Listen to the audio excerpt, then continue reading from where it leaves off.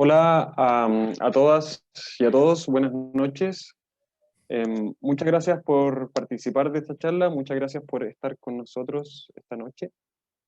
A nombre de la Corporación CUAC, les quiero dar la bienvenida a la tercera sesión del ciclo Robótica, Tecnología y Sociedad. Ya.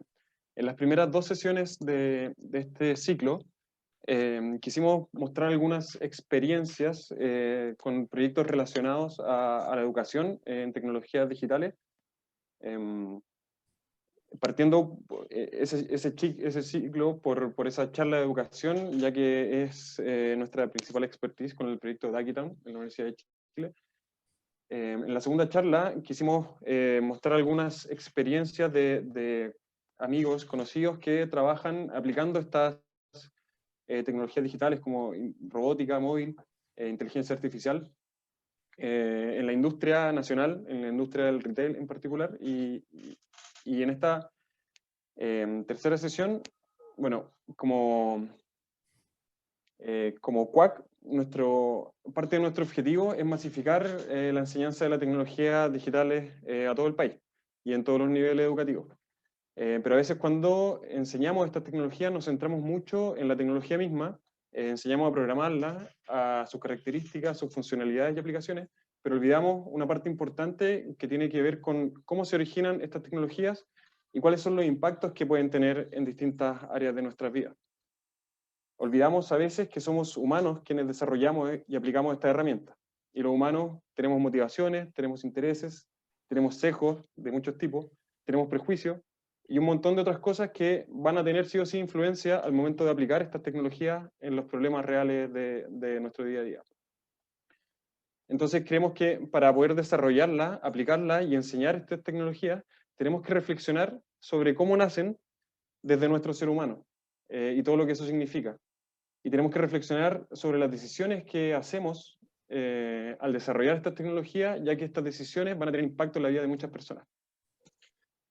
Entonces, para ayudarnos a generar estas reflexiones, esta noche tenemos a dos invitados que nos compartirán desde sus diferentes investigaciones, expertices y puntos de vista, las relaciones que formamos con las tecnologías que desarrollamos, cómo se originan desde las culturas y cómo estos desarrollos tecnológicos pueden generar influencias en distintos aspectos de la sociedad. Entonces, para comenzar, primero quiero presentar a Martín Pérez Comiso. Martín es químico de la Universidad de Chile, fue profesor de Tecnología, Historia de la Química y Política en Ciencia y Tecnología en las Facultades de Economía y Negocios y de Ciencias Químicas y Farmacéuticas de la Universidad de Chile. Ha realizado otros cursos relacionados a la tecnología en otras facultades también de la universidad, y tiene un curso en Coursera llamado ¿Cómo nos cambia la tecnología? Se ha desempeñado como asesor en el sector público y privado en materias de ciencias, tecnología y ambiente, y actualmente es estudiante de doctorado en dimensiones sociales y humanas de la ciencia y tecnología en la Universidad Estatal de Arizona. Muchas gracias, Martín, por acompañarnos esta noche y te dejo la palabra y voy a dejar de compartir también para que puedas compartir tu pantalla.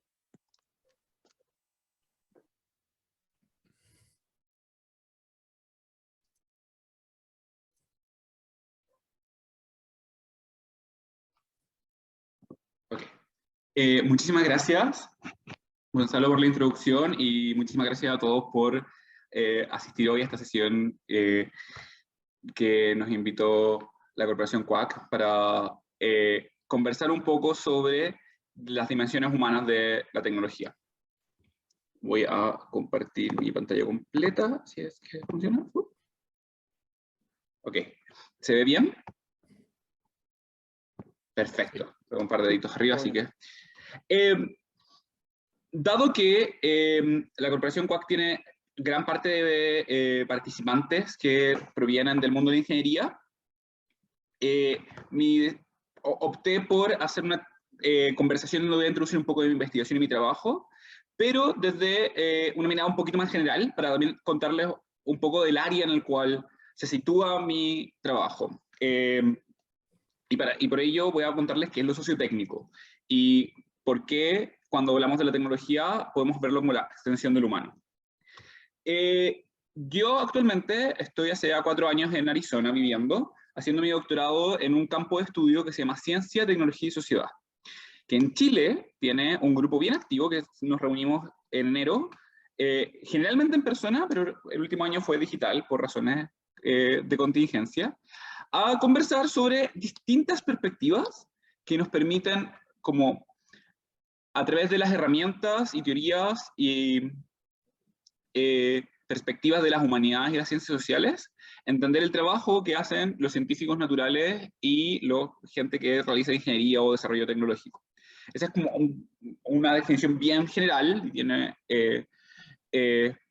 como harto más matices que esto, pero el punto es que el campo de ciencia, tecnología y sociedad tiene como motivación entender por qué las formas de hacer conocimiento se hacen de la forma que se hacen hoy. En ese sentido, crece desde distintas tradiciones de las humanidades, como la filosofía de la ciencia, o la filosofía de la tecnología, y la historia de la ciencia, las cuales tienen sus propios como objetos metodológicos y sus propios como aspectos disciplinares, así como elementos de sociología, antropología, comunicaciones, e incluso diseño, que por otra parte tratan de entender críticamente nuestras relaciones con las formas de hacer conocimiento. Este campo en Chile tiene personas como, por ejemplo, un profesor en computación, el profesor Claudio Gutiérrez, y otros profesores a lo largo de Chile que lo han trabajado los últimos 20, 25 años, pero que no cristaliza una comunidad interdisciplinar e interinstitucional del campo hasta aproximadamente el 2012-2013. Entonces, en ese momento llega un conjunto de, en ese entonces, recién doctorantes o investigadores que fueron a hacer su doctorado después de trabajar mucho tiempo en Chile, que se empiezan a juntar con estos profesores que llevan mucho tiempo en departamentos disciplinares a trabajar en el área. Y de ahí se empieza a formar esta comunidad de ciencia, tecnología y sociedad. El campo estudia cualquier cosa que sea formas de conocer. Pero dentro de eso, una de las grandes áreas es la relación humano-tecnología.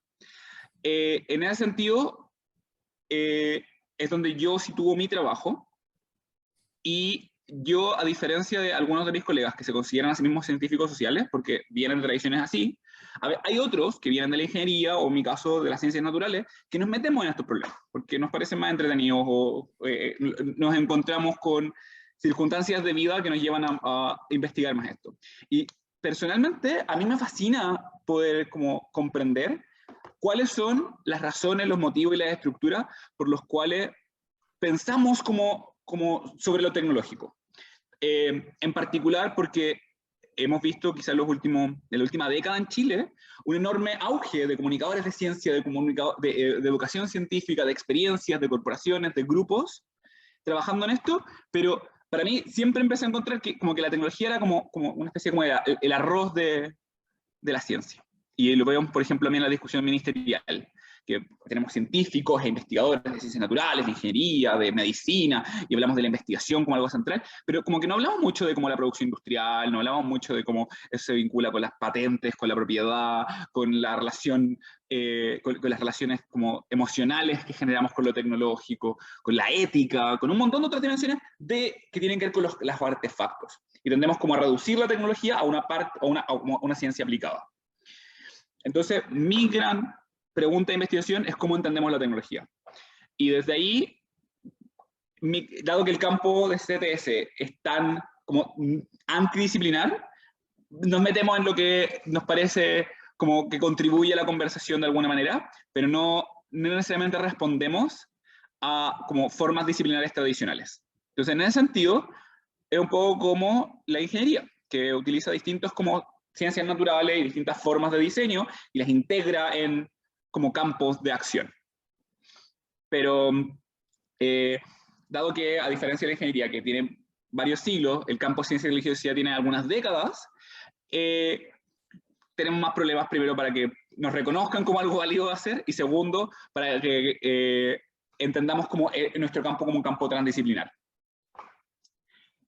¿Y por qué me interesa tanto la tecnología? Porque empecé a encontrar que dentro del siglo XX hay muchísimas reflexiones claves que empiezan a decirnos que los artefactos que hacemos los seres humanos tienen propiedades que emergen en distintos contextos.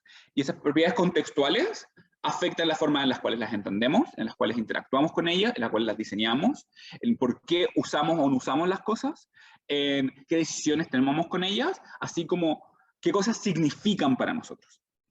Y ese tipo de reflexiones, a pesar de que habían personas en múltiples partes del mundo comentando eso en el pasado, se hacen particularmente importantes desde la Revolución Industrial, cuando como aparece un foco en la producción de objetos para distintos fines, para industriales, para fines como hogareños, para fines comunitarios, etc. Entonces, este aumento de la producción tecnológica, que va de la mano con el aumento de la calidad de vida, empieza a tomar como relevancia, porque empezamos a darnos cuenta de los problemas que tiene la tecnología, en particular cuando falla. Eso es como cuando la tecnología deja de ser transparente en nuestra vida, empezamos a fijarnos en como los edificios, como la tragedia ocurrió hace un poco más de una semana en Florida, que un edificio se cayó, que podemos verlo como un problema de ingeniería, pero también podemos verlo como un problema de estructuras y de mantenimiento y de cuidados, etc. O también como cuando hablamos de nuestras relaciones con las redes sociales, y quizá varios de ustedes ya después de un año y algo de pandemia están cansados de tanto Zoom. Entonces, las distintas cosas que nos rodean y que fueron hechas artificialmente por seres humanos, e incluso cosas que no son tangibles, como por ejemplo formas de organizarse, como la universidad, resultan ser tecnologías que cumplen funciones y que extienden necesidades y deseos del humano. Y esto lo dice un teórico de los medios, que se llama Marshall McLuhan, que en los años 50 y 60 se volvió un intelectual público en Estados Unidos y Canadá, discutiendo esta idea de cómo las cosas hacen más, como extienden nuestros sentidos, extienden nuestras capacidades, extienden nuestra capacidad del humano. Y eso hace que la tecnología resulte ser tan atractiva, pero también compleja, porque son cosas que los humanos podríamos hacer con mucho tiempo y esfuerzo, y la tecnología las hace o más fáciles, o más cómodas, o más baratas, o más convenientes, o más interesantes, etcétera, etcétera. De ahí que les quiero compartir un poco de lo que estoy investigando actualmente, para situar un poquito más como este gran campo y este gran problema que es lo tecnológico, y acercarlo también un poco a uno de los objetos que Quack trabaja. La investigadora, la filósofa e investigadora estadounidense Donna Haraway, se ha caracterizado por como reflexionar sobre las dimensiones de lo tecnológico desde el género, desde la relación con las especies, y también tiene una gran crítica a como las visiones como estructuradas, de que la tecnología es solo una cosa, y empieza a hablar de que tenemos que mirar las múltiples posibilidades que tiene algo. Porque hay múltiples identidades tras cada objeto, cada cosa con la cual interactuamos, cada software. Y tiene esta frase que me gusta mucho, que dice: lo imaginario y lo racional, la visión visionaria y la visión objetiva se juntan. Y ahí podemos ver, por ejemplo, la relación que tenemos entre las escrituras de ciencia ficción, o los cuentos, o las narraciones populares, y la generación de invenciones, o la adopción de nuevas tecnologías, o la resignificación de viejas tecnologías en nuevas maneras. Entonces, hay una relación entre cultura y tecnología que es bien profunda y que están bien conectadas, pero que nos cuesta verlas, porque como que asumimos que las cosas concretas, reales, como que están, son algo como tangible, pero que las cosas que no imaginábamos son o menos serias, o menos importantes, o requieren menos atención, hasta que empezamos a ver cómo esas cosas se transfieren. Que es, por ejemplo, el efecto que en la última década los ingleses lo llaman el efecto Black Mirror, que son un montón de como miedos tecnológicos que fueron narrados bajo una específica objeto de ciencia ficción como de futuro cercano, y era como que las vivimos. Entonces, como que esa sensación de que las ficciones que tenemos hace un par de décadas se vuelven realidad, es como bien terrible. Y nos hace sentir que la tecnología como que nos oprime y nos controla, y como que no tenemos control de nuestras propias vidas. Esa sensación, en general, también se llama determinismo, de que la tecnología determina nuestras formas de vivir, y tiene un rango desde algo muy absoluto y completo hasta como un determinismo más suave, en que como que nos influencia fuertemente, como lo hacen las redes sociales. Desde ahí que nuestra relación con la tecnología debe dejar de centrarse en objetos o cosas o artefactos o infraestructuras como propiamente tal, y tenemos que mirarlo de otra manera. Y en mi campo lo que hacemos es mirarlo desde los objetos sociotécnicos. Y uno de los trabajos que estuve haciendo acá en Arizona fue estudiar una librería offline digital, que era esencialmente un Raspberry Pi con una tarjetita de datos curada, con un montón de PDFs adentro y videos, que se lleva a lugares de Oceanía y del sudeste asiático, y recientemente estaba empezando también a pilotearse en México.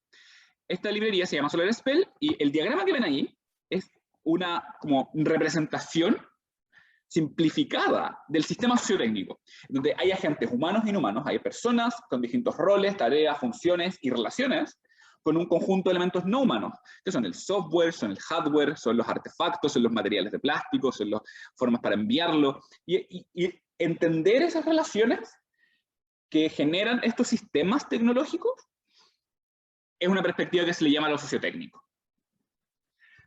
¿Por qué esto es importante? Porque nuestra relación con lo sociotécnico está dada en distintas escalas también. Y tenemos relaciones que tienen que ver con los medios de comunicación y con otros, con la política, con cómo lo estudiamos en la universidad, en los colegios, con cómo lo hablamos y lo discutimos públicamente, y en cómo lo vivimos. Entonces, la primera es lo que cierta autora popularizó hace un par de años atrás, que se llama Sheila Jasanoff, una profesora en Harvard, que popularizó la noción de imaginarios sociotécnicos, que corresponde a cómo específicos sistemas tecnológicos o sociotécnicos generan órdenes sociales. Entonces, por ejemplo, entendemos que si vamos a desarrollar tecnologías nucleares, estas tecnologías van a tener que ser para la paz normativamente. ¿Y qué significa la paz? Pero, por ejemplo, si uno está en uno de los 9 países con capacidad militar nuclear y que tienen bombas nucleares, lo nuclear cumple un segundo régimen distinto. Entonces el imaginario de lo nuclear es también un imaginario de como defenderte o de sentirte amenazado por otro país. Entonces hay distintos roles que una misma tecnología nuclear de los reactores puede servir. Y esos imaginarios sociotécnicos sirven para tomar decisiones a nivel nacional, así como a nivel organizacional. Entonces, por ejemplo, el hecho de que haya universidades que tengan Zoom y otras que tengan Windows Teams para usar sus distintos como formas de conectividad y solucionar y como mantener como sus regímenes educacionales, genera distintos imaginarios sociotécnicos dependiendo de cómo esas tecnologías han funcionado y qué decisiones esas organizaciones tuvieron. Pero hay un segundo concepto que está mucho menos explorado en mi campo y que estoy trabajando últimamente, que se llama visión de tecnología, que son las diferentes representaciones de un sistema hechas por una comunidad muy pequeña o por un individuo, y que son flexibles, inestables y provisionales, y muchas veces reduccionistas, y que nos van a permitir como describir las funciones, usos e impactos que algo tiene. En particular, las visiones de tecnología son muy patentes cuando uno está desarrollando un proyecto. Por ejemplo, están en un laboratorio trabajando con un profesor, desarrollando un nuevo proyecto, como un experimento como de ingeniería, o se encuentran con un software nuevo o con un artefacto que recién llegó a Chile. Ahí eso no tiene un régimen que lo controle, sino que está como en disputa, y lo que pasa en esa comunidad va a empezar a influir otras comunidades y puede formar un imaginario, o van a generarse muchos imaginarios que al final van a como converger en o sea, muchas imágenes que van a converger al final en un imaginario más comunitario. Hay un segundo concepto sobre las imágenes, que ya no son de tecnología, sino que son de futuro. Y las imágenes de futuro son algo que no utiliza la gente en ingeniería o en ciencia o en política, sino que lo utilizan los futuristas o las personas que trabajan en prospectiva, que son especialistas en, a partir de los datos del presente, analizar y generar escenarios y estudiar las tendencias de distintos procesos socioculturales. Y esos procesos socioculturales a veces tienen que ver con ciencia y tecnología, pero también pueden ser como las relaciones con el turismo, a veces pueden ser las formas de gobernanza, pueden ser como los efectos del feminismo, pueden ser un montón de como procesos sociales que hoy tenemos mucha incertidumbre y queremos tratar de como entender qué posibilidades tenemos en eso. El autor de este concepto se llama Frederick Pollack, y él escribió un libro en los 60 que nos dice que las imágenes de futuro no simplemente nos cuentan como qué pueden hacer distintos como escenarios o distintos como situaciones en el futuro, sino que también nos dice que, y esto es bien interesante porque tiene que ver como con sus observaciones, pero no ha sido demostrado, el hecho de que las sociedades, culturas o naciones que generan muchas imágenes de futuro, muy diversas, son como sociedades que tienen muchas posibilidades para surgir. Y aquellas que tienen como reducciones en sus posibilidades de futuro, o tienen imágenes como recurrentes, o no generan imágenes de futuro positivas, son aquellas que están como en declive. Lo cual es muy interesante. ¿Y qué es lo que estoy estudiando yo? En particular estoy estudiando cuáles son la relación entre las imágenes de tecnología y las imágenes de futuro en Latinoamérica. ¿Por qué? Porque usualmente tenemos relaciones en que entendemos que nuestro país está como detrás de los países del norte global y que nuestras capacidades están limitadas a distintas cosas. Para darles un ejemplo de cómo aplicar, o estoy como aplicando esta noción, les voy a contar brevemente de como la idea de robot. Cuando pensamos en el concepto de robot, la mayoría de las personas que no son investigadores, e incluso muchos investigadores, se imaginan como un humanoide mecánico, que el investigador Roger Sora, que trabaja en Noruega, se ha dedicado como a entender cómo los representamos. Y nos empezamos a encontrar que aparece comúnmente esta representación, tanto en como los medios populares, en la descripción de la prensa, y también cuando le preguntamos a niños en clases, así como hablemos de los robots, y te dibuja un robotito que tiene una cabeza, y tiene un cuerpito, y tiene unos bracitos, y es mecánico, ¿ya? O electrónico. Entonces, esa imagen del humanoide mecánico tiene muchísimas influencias que vienen de muchas historias y reflexiones, películas, videojuegos, etc. Pero, si queremos entender este humanoide hoy, tenemos más limitaciones, porque lo más cercano a los robots hoy, que son como de acceso general, hay dos tipos de robots, los robots que son como de acceso general y no son como experimentales o extremadamente como únicos, como por ejemplo el caso de Sofía, que es un humanoide metálico muy cercano a esto, o incluso un poco más creepy o como tenebroso. Son los brazos mecánicos que se utilizan en industrias, o los sistemas automatizados de carritos que permiten como movilizar un montón de cosas. Y por otro lado, las aspiradoras robots. Y esas han sido popularizadas en la última década, y nos encontramos con el caso de Roomba. Y Roomba no luce como un humano, como un disco que gira y limpia. Pero cumple dos cosas. Uno, tenemos una imagen de que los robots van a reemplazar el trabajo humano. Y tenemos referencias, como en los supersónicos Robotina, que era una humanoide robot que limpiaba. Entonces, en esencia, Roomba es lo más cercano a Robotina que tenemos hoy, como consumo general. Y por otro lado, tenemos esta serie de Netflix que se llama Love, Death and Robots, que nos muestra como los miedos del humano de que una Roomba se nos subleve y nos ataque. Entonces, los distintos miedos, esperanzas, deseos e intereses que tenemos de los robots, en distintas formas se manifiestan entre lo que es real y lo que puede pasar. Entonces, la relación entre las imágenes de tecnología, de qué es el robot y cómo funciona y qué hace, y las imágenes de futuro, qué puede hacer o qué riesgos tiene o cuál es su potencial, se juntan en la idea de robot de estas maneras en específico. Y en particular empecé a preguntarme, ¿habrán robots latinoamericanos? ¿Y qué significa que hay un robot latinoamericano? Entonces he estado últimamente encontrando casos como el caso de este robot de retail que se dedica como a revisar el inventario de los supermercados y que ha sido desarrollado en Chile. O robots de agricultura que parecen como más como tractores automatizados, que es como este humanoide que nos solemos imaginar en la discusión pública. Es imaginario de robot. Que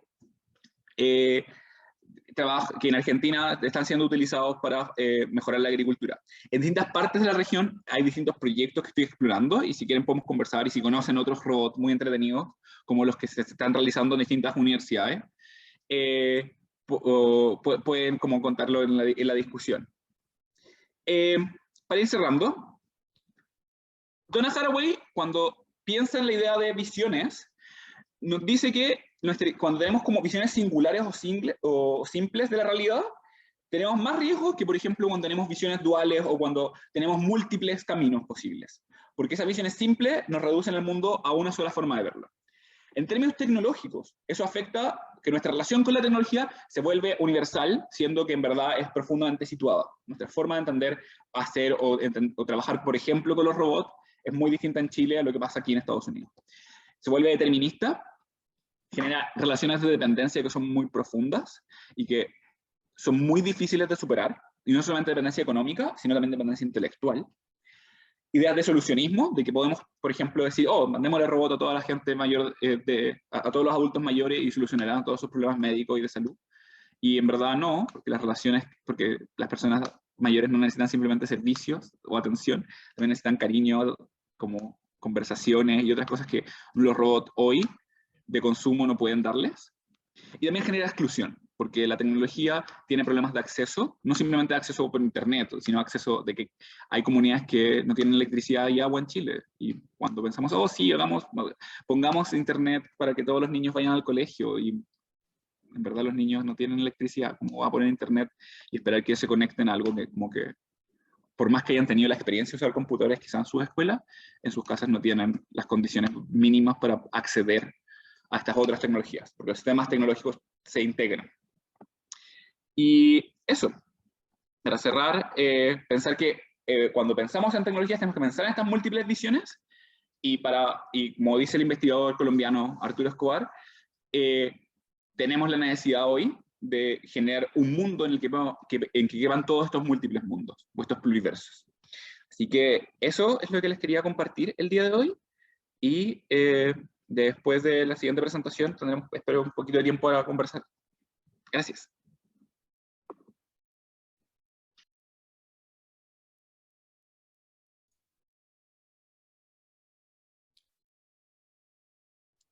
Muchas gracias, Martín, por tu presentación.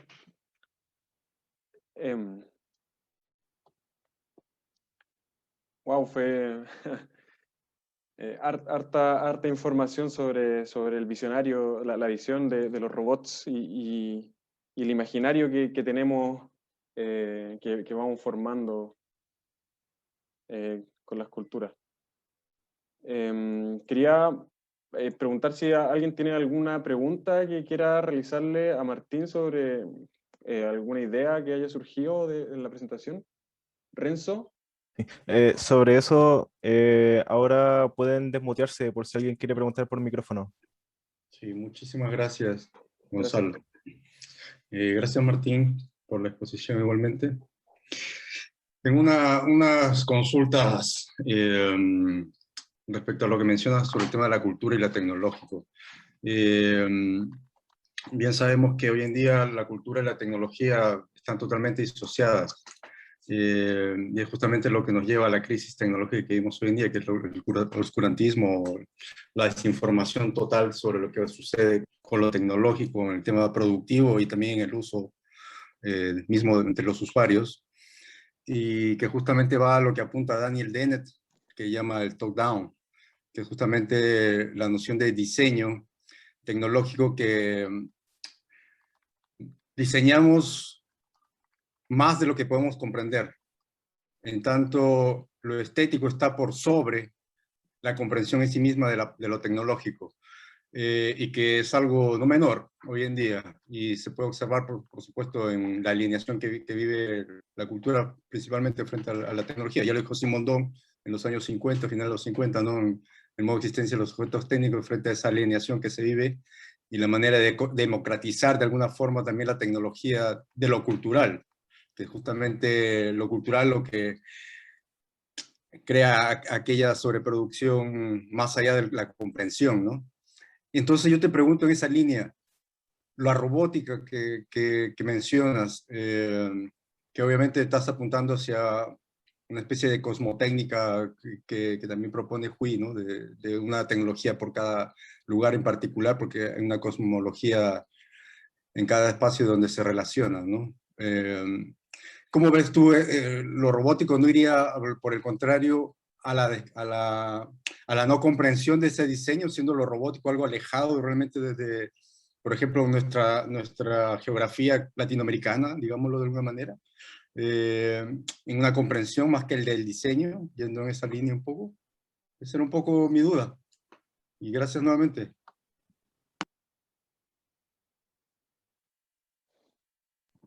No sé si sumar la otra pregunta que llegó por el chat también, o cómo lo hacemos con... ¿Sí? Juan Carlos, Dale nomás, ¿qué? Martín. no sé si Juan Carlos quiere como decir su pregunta, o si no la leo en voz alta para que los que no la han visto también. La puedo leer yo, y ahí responde las dos, Martín, para quienes no han visto el chat. Juan Carlos Maldonado pregunta, según tu experiencia, ¿qué importancia tiene la ciencia ficción para la tecnología? ¿O ambas se alimentan en un ciclo constante? Buena pregunta. Creo que ambas preguntas son convergentes, y quizá voy a poner como una posición. Creo que tenemos la como percepción común, o el imaginario de que tecnología y cultura están separados.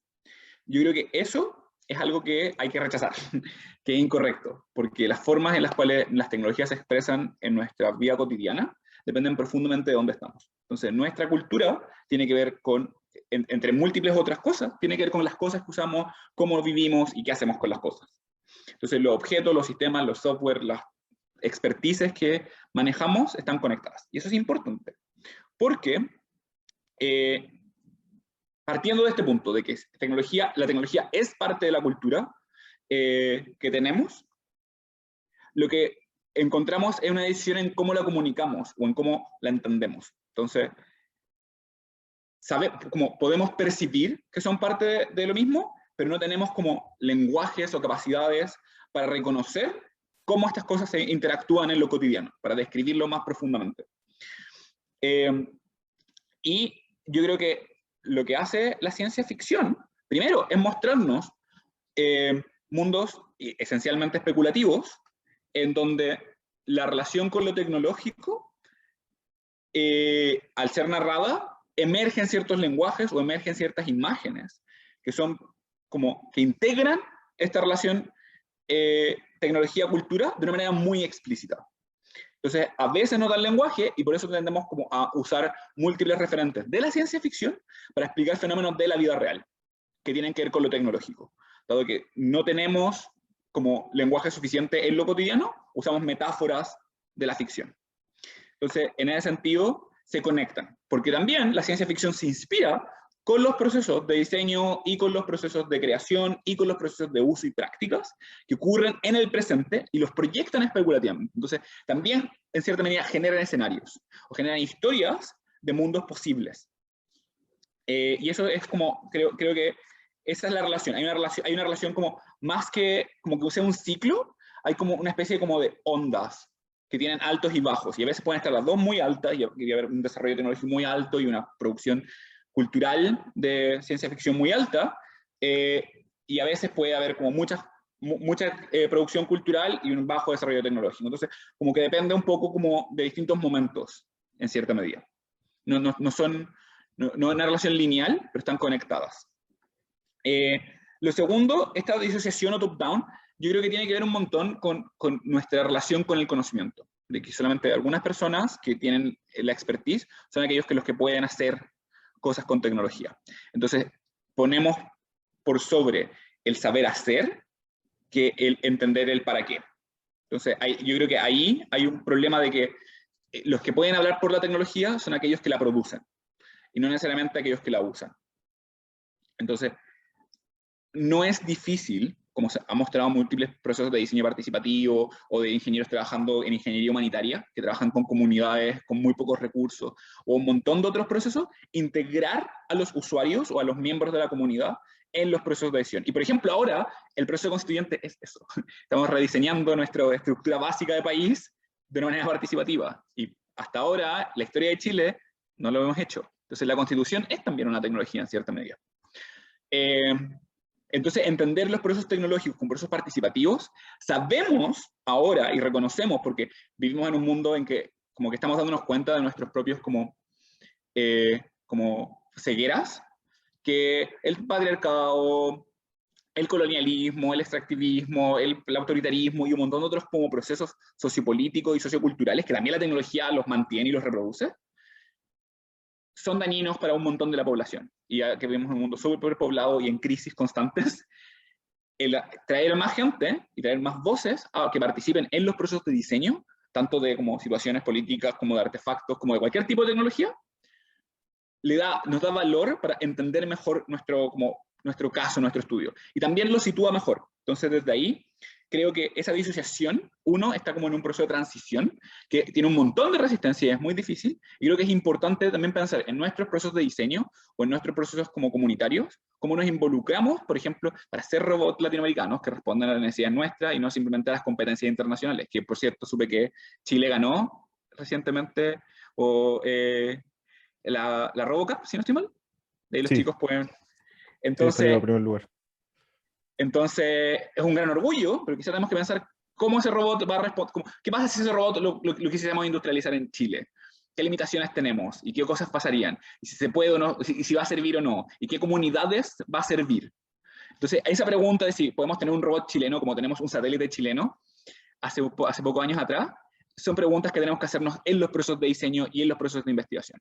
Entonces, romper esa disociación es un proceso humano, no un proceso que acerca las formas de conocer de lo tecnológico y manifiestan la cosmotécnica de una manera explícita, o manifiestan las formas de hacer los mundos tecnológicos de una manera explícita. Entonces yo creo que estas relaciones están, pero tienden a ser invisibilizadas, la relación cultura-tecnología,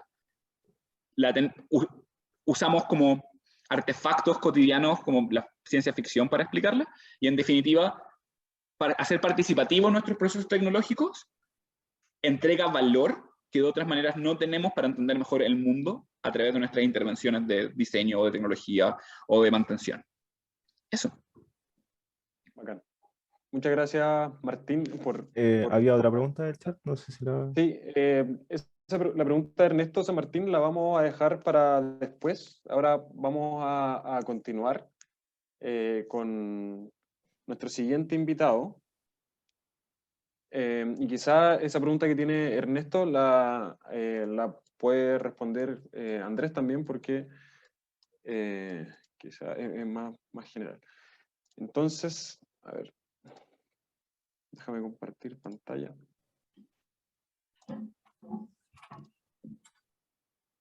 ¿Se ve? Nuestro siguiente invitado es Andrés Monares. Andrés es antropólogo, investigador independiente y profesor del área de humanidades de la Facultad de Ingeniería y Ciencias de la Universidad de Chile. Sus áreas de investigación son reforma protestantes y su influencia en la tradición occidental moderna, ilustración británica, modernidad como cultura dominante y su impacto en América Latina, neoliberalismo y antropología económica. Es autor de los libros Oikonomía, Economía Moderna, Economías, y el libro Reforma e Ilustración, los teólogos que construyeron la modernidad.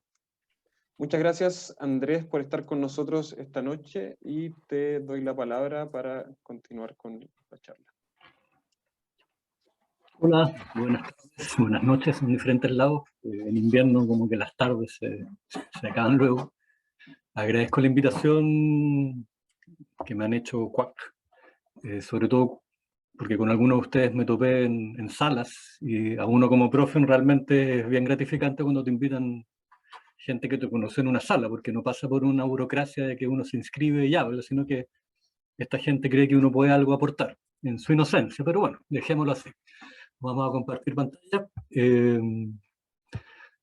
Yo, como me presentaron, soy antropólogo. Yo, al contrario de Martín, yo no trabajo en el área. Mi trabajo, en cierto sentido, tiene que ver con la tecnología.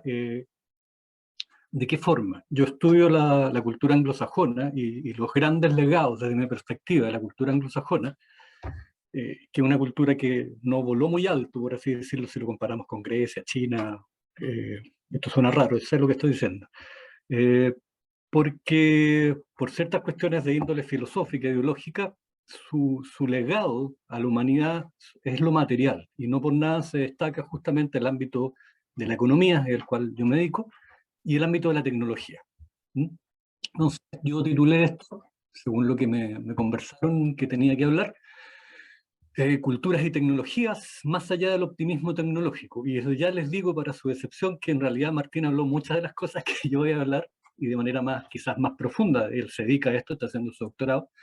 Pero cuando hablamos de optimismo tecnológico, es lo que él dijo, ¿no? Las máquinas lo van a solucionar todo. Y a todos, que también podríamos llamarle ingenuidad tecnológica, y en algunos casos me atrevería a decir hipocresía tecnológica. Un poco el acercamiento que tengo yo a esto tiene mucho que ver con hacer clases ya como 22 años en Bochef, en una facultad de Ciencias Físicas y Matemáticas, donde, si bien es cierto, hay mucha gente muy abierta a otros conocimientos porque justamente saben que su currículum es muy técnico, también hay muchas personas que se creen eso y a pesar de estar en el siglo XXI, a veces uno escucha hablar personas como si fuera el siglo XIX por su positivismo. Bueno, ¿de qué les quiero hablar yo? De 4 cositas, voy a tratar de ser corto para que podamos conversar lo más posible. Primero, la relación entre culturas, en plural, y tecnologías. Hablar de este modelo occidental moderno, científico-tecnológico, y hablar un poquito de lo que se me pidió en términos de cuando tú trabajas formando a gente que estudia ciencia y tecnología, qué cosas interesantes podrían surgir. Por supuesto que estoy lejos de hacer una cuestión exhaustiva. Y algunas preguntas finales, en el fondo, que mi idea era dar pie a la conversación. Pablo, si me cuentas, yo tenía 20 minutos, ¿no es cierto? Sí. Sí. Gonzalo, perdón, Gonzalo. Sí. Si me puedes avisar a los 10, por favor. Ya, Ya, vámonos adelante. con la primera parte, que es una definición súper sencilla de cultura, que es el gran concepto de la antropología, y que tiene que ver básicamente con las formas de vida. Es decir, las ideas, en términos muy generales, en antropología hay, no sé, hay libros que recopilan, dependiendo de las diferentes escuelas, recopilan definiciones de antropología.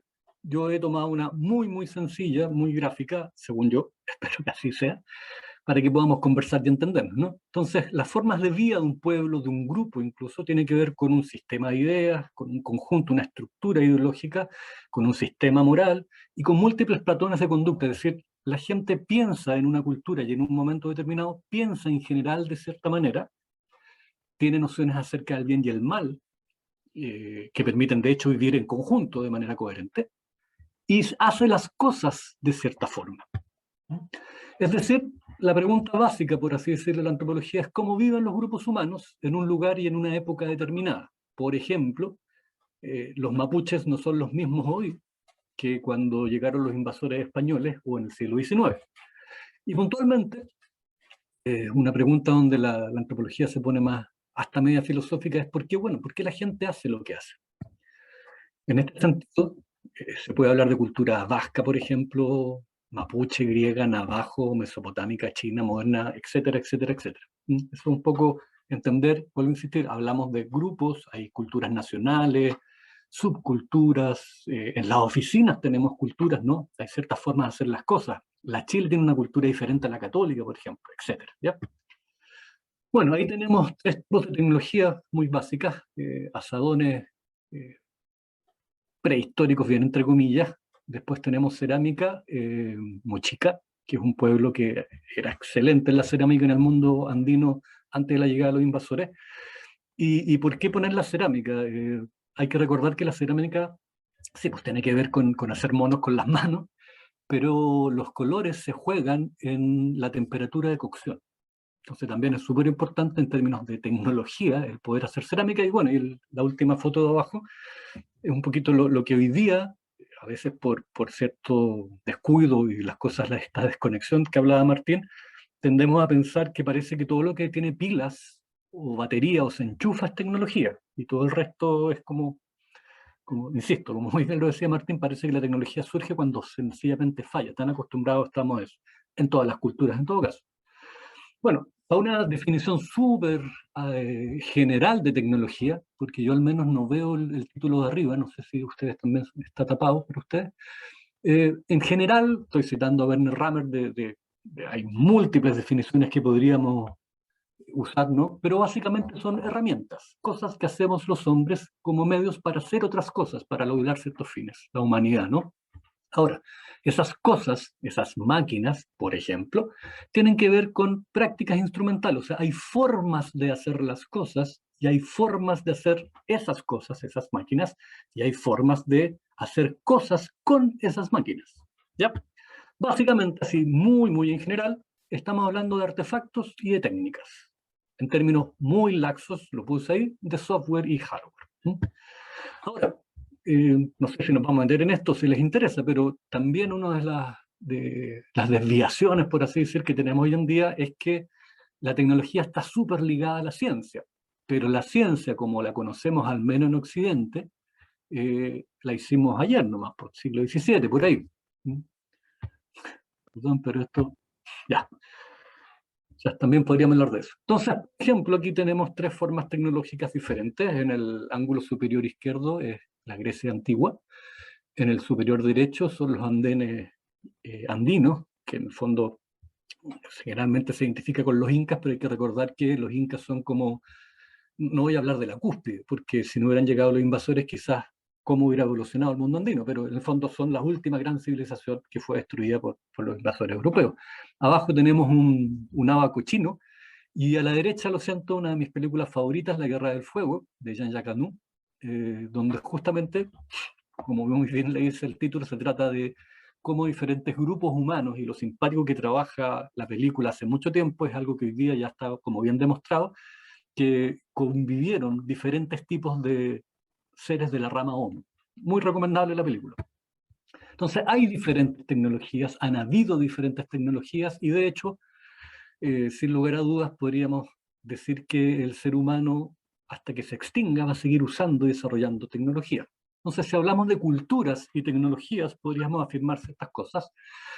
Por ejemplo, no existen tecnologías neutrales porque no pueden o elaborarse, diseñarse, construirse, ni usarse esas herramientas o artefactos fuera de contexto. Y lo podemos conversar después, pero hay como una tranca, no sé, un rollo de que uno siempre escucha que la tecnología, las herramientas son solo herramientas, depende de cómo las uses.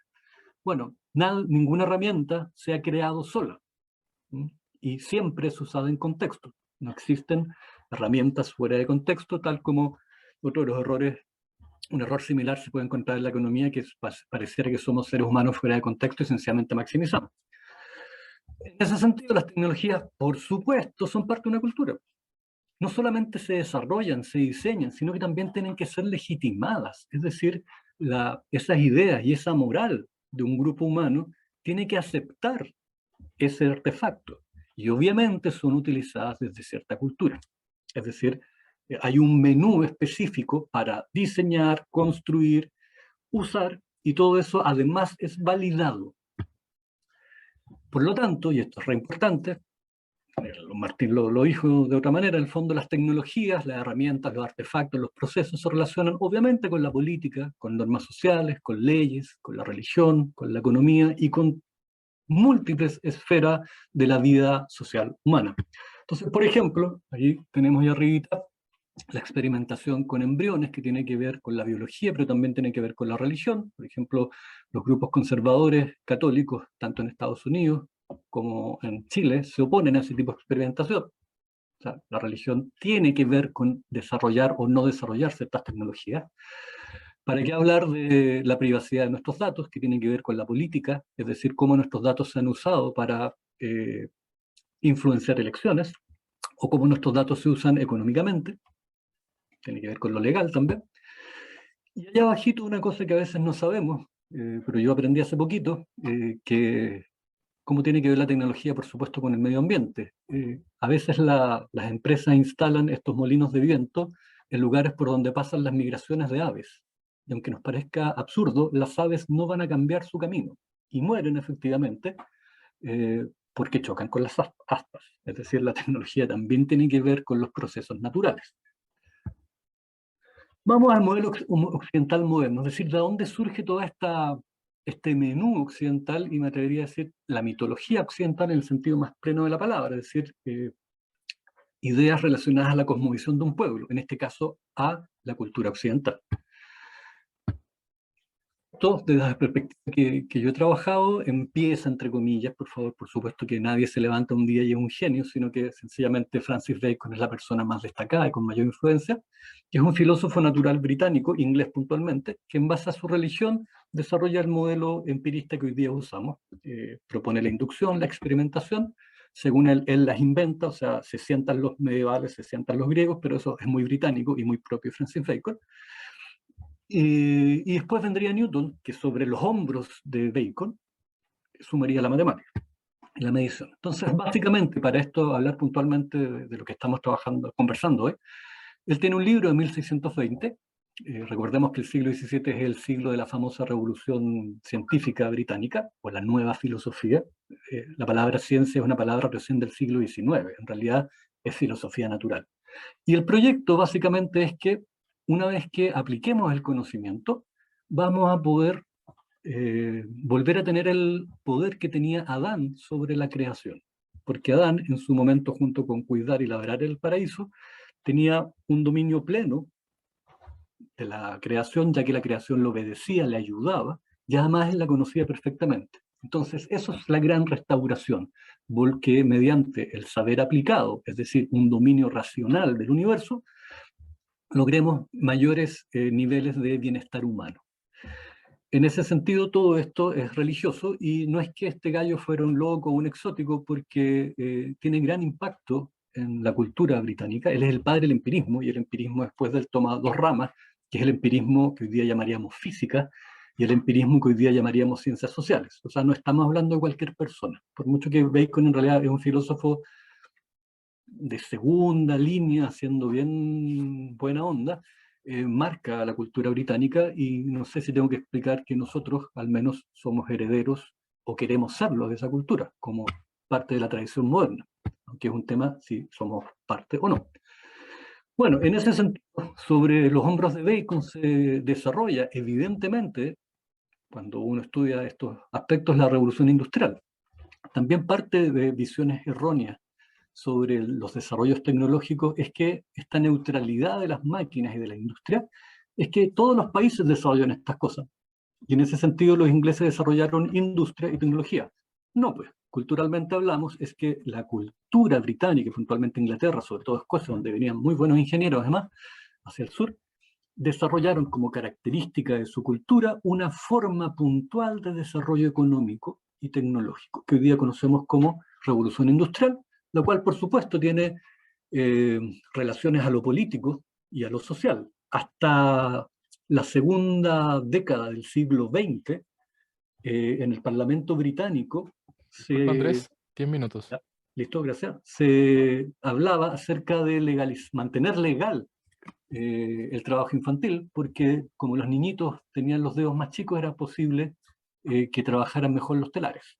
Entonces, con estos pequeños ejemplos que, insisto, después lo podemos conversar, estamos desmintiendo esta mitología de que las herramientas pareciera que surgen en un limbo o venían en el Big Bang y cualquiera las toma y las ocupa. Vamos entonces a la tecnología y la deformación. Cuando hablamos de deformación estoy hablando de educación, y en el sentido de que las miradas disciplinares que uno aprende en la universidad o cuando conoce un oficio o pertenece a un grupo que hace algo, te hace mirar de cierta forma las cosas, te deforma, es lo que se llama la deformación profesional, ¿ya? Entonces, dentro de... Pucha, yo no sé si ven ustedes, porque yo arriba tengo la... Bueno, en fin. ¿Se ve todo bien? Ah, sí, súper, gracias. Entonces, hablamos del modelo de crecimiento infinito, pero básicamente, y de manera irónica, que a esta altura es ya triste y preocupante, en un mundo finito. Hay un economista que dice, alguien que pretenda el crecimiento infinito en un mundo finito es un loco o es un economista. Tenemos un modelo de desarrollo en ese sentido que va incluido en este combo tecnología, capitalismo y mercado, donde básicamente vemos a la naturaleza como un insumo, como una gran bodega donde podríamos ir a buscar cosas y transformarla mediante la tecnología, donde básicamente pareciera que en términos marginales nos vamos a parar de hacer estas cosas cuando matemos la última ballena, botemos el último árbol, sequemos el último lago, etc. Y en ese sentido, sobre todo en la universidad neoliberal, es bastante peligroso cuando las carreras científico-tecnológicas en este contexto, además, se cruzan con el individualismo de no pocas personas en este momento, que es, insisto, ya a esta altura es una cuestión cultural, más allá de lo que opinemos de ella.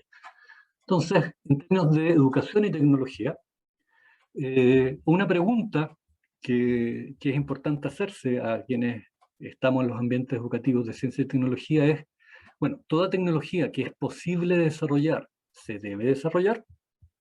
Luego, ¿para qué desarrollamos o difundimos tecnología? Que me imagino que es una de las preguntas que se hicieron nuestras amigas y amigos de CUAC. O sea, Sí, me gusta la robótica. Hagamos un club de robótica. Ya, pero ¿para qué? Me imagino que eso fue parte de las primeras discusiones que tienen y por algo estamos acá. Y en ese sentido, ¿en qué contexto valórico, ideológico, económico, político podríamos seguir? No me quedé con lo valórico nomás.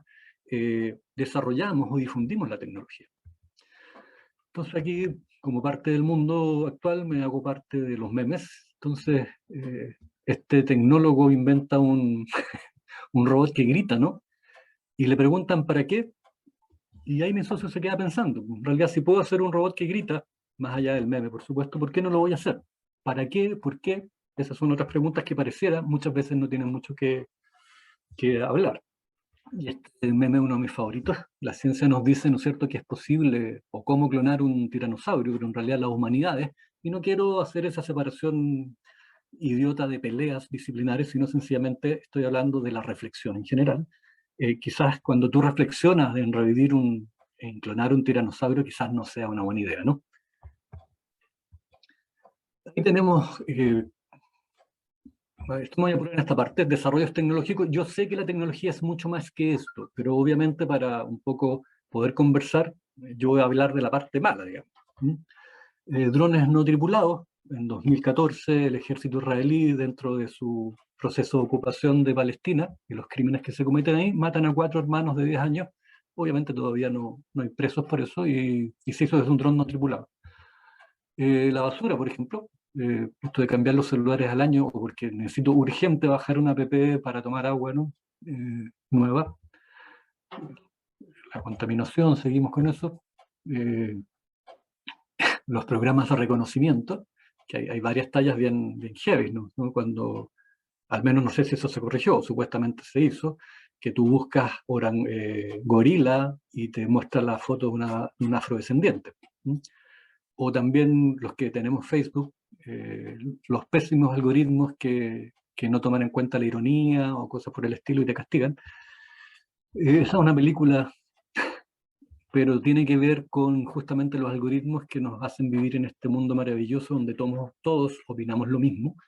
En política, nosotros tuvimos hace poquito una muestra de eso cuando la gente del rechazo no podía creer cómo perdió 80-20 si toda la gente de sus Twitter, de sus Facebook, de sus Instagram iban a votar rechazo, y viceversa también. Bueno, en una caricatura, por supuesto, el problema del reemplazo del trabajo humano por el trabajo de máquinas, que es parte de esta fantasía de que las máquinas nos van a solucionar a todos el problema, y francamente no es así, no solo porque nos van a dejar algunos sin trabajo, sino sencillamente porque hay gente que no tiene acceso económico a ciertas tecnologías. Estos automóviles están choros y futuristas que se manejan solos, y conversamos la otra vez con Gonzalo y con Pablo acerca de cómo las empresas privadas calculan en un accidente a quién matar, a su cliente o a una persona que va en la calle. Y obviamente la idea es no matar al cliente. Entonces, para ir terminando y que podamos conversar, como me quedan un poquito, algunos temas que me gustaría que consideráramos, más como preguntas, porque yo no pretendo tener todas las respuestas, y justamente ese mono un poco hace mención a que ojalá nos salgamos de la cajita, ¿no?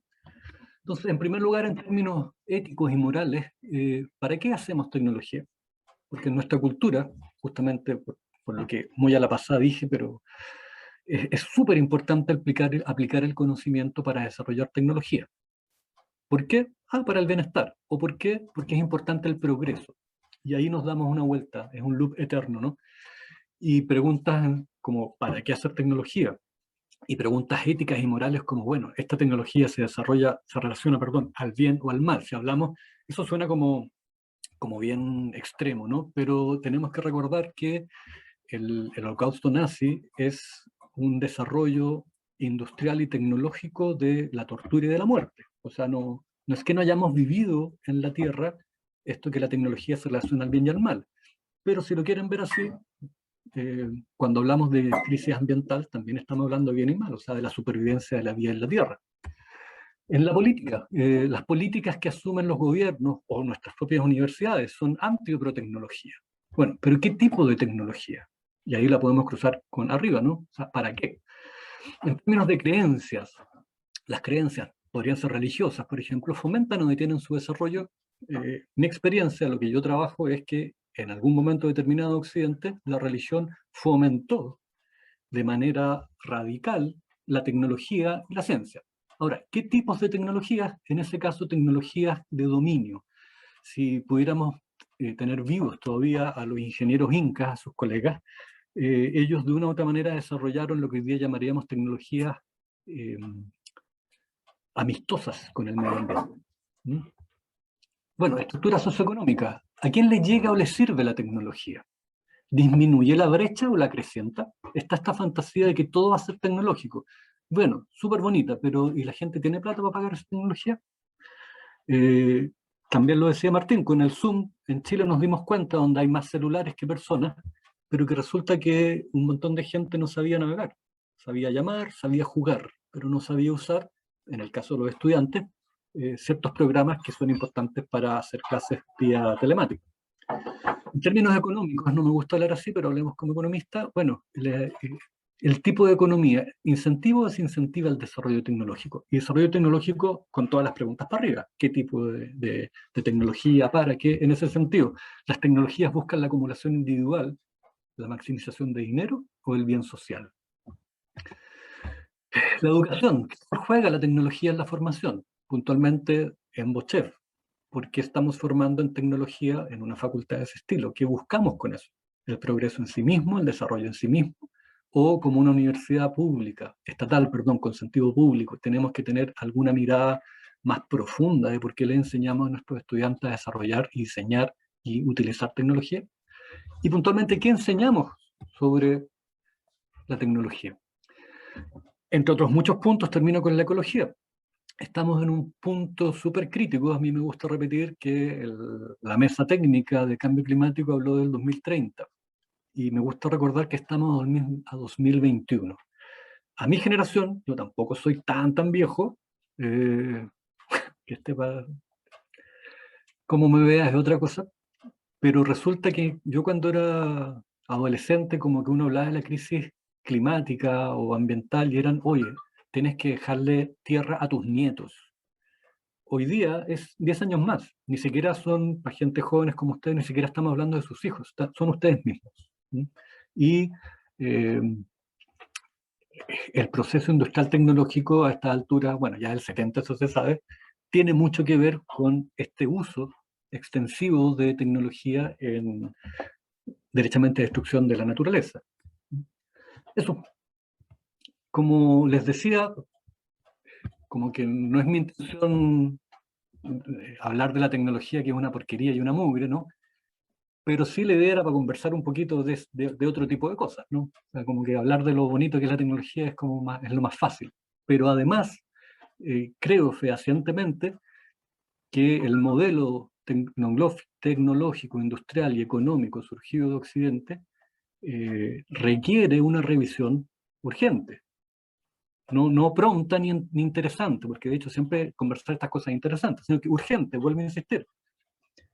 La mesa de cambio climático habla de 2030 y estamos en 2021. Entonces, no da lo mismo el 2050 llegar a huella de carbono cero, porque además el CO2 vive, entre comillas, como un siglo.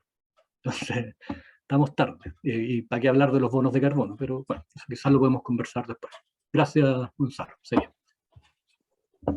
Muchas gracias Andrés por tu presentación, por compartirnos esa visión interesante. Yo me acuerdo que cuando tomé el curso contigo de cambio climático, me impactó un poco como no había conocido esa visión de dónde se origina la ciencia occidental, pues, basándose, bueno, como lo comentaste ahora.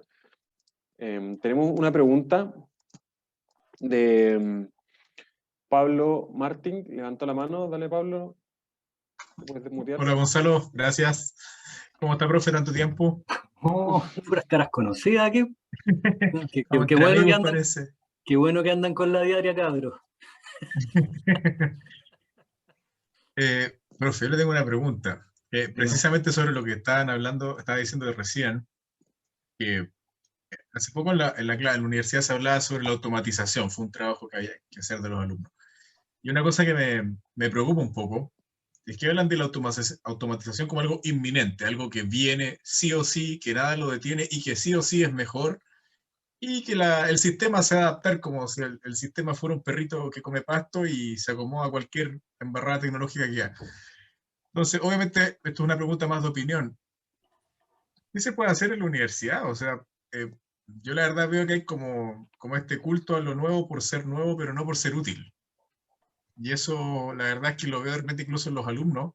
Se enamoran de la tecnología, pero no le ven un punto social, no le ven un aporte, la ven porque la quieren hacer. Entonces, ¿cuál es tu visión al respecto, Andrés? A ver, bueno, a eso me refería con que en el mundo en que estamos, si se puede hacer, se hace. O sea, si podemos hacer el chancho humano zanahoria, hagámoslo, ¿por qué no? O sea, esas cosas legales y religiosas y los filósofos y los políticos nos molestan. Ahora, por una parte, creo que es súper importante, no tengo la solución, la panacea, pero creo que es muy importante ampliar los currículums de donde se enseña ciencia y tecnología, porque si nos quedamos encerrados, por así decirlo, en los fierros y en los alambres, nos podemos mandar el gran condor del siglo, digamos, porque en el fondo, como tú dices, Pablo, en ese ambiente todo es válido. Y cualquier invento es considerado un progreso, y es una palabra muy fuerte en Occidente que tiene que ver con la religión y con la filosofía. ¿Sí? Los científicos se subieron al tren del progreso, no lo inventaron ellos. ¿Ya? O sea, estamos hablando de una forma de ver la historia, en términos pitucos, filosofía de la historia. ¿Ya? Entonces, por una parte, creo que es la idea, por ejemplo, de tener un departamento que haga cursos de humanidades, disciplinas socioculturales y otras, es muy importante, pero también es muy poco, no en el sentido de que nos hagamos cargo de la facultad, por favor, estoy lejos de decir eso. Pero, por ejemplo, yo estoy como loro repitiendo esto, donde me quieran escuchar, el MIT, que pareciera ser una buena universidad, ¿no? Yo no soy de los que si los gringos lo hacen tenemos que hacerlo, ¿ya? Pero parece que es indudable que el MIT lo hace bien. Bueno, y en el MIT los ramos de literatura, arte, ciencias sociales, etcétera, etcétera, son el 25% de la malla de científicos e ingenieros.